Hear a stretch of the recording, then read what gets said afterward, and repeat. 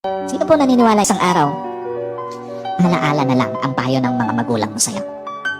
At sino po naniniwala, isang araw, yung nanay na kasama mo ngayon, maaaring katabi mo ngayon, yung tatay na kasama mo ngayon, isang araw, aalalahanin mo na lang din.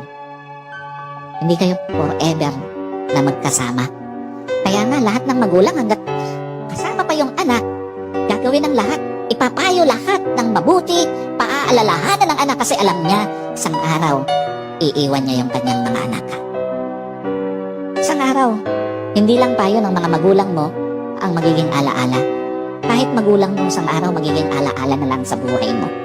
Kaya nga napakapalad mo kung may magulang ka pa ngayon nakasama, may magulang ka pa ngayon na nagpapayo sa'yo, may magulang ka pa na nagpapaalala sa'yo. Kasi one day, wala na yan sa tabi mo. Yung mga payo niya, alaala na lang din sa buhay mo.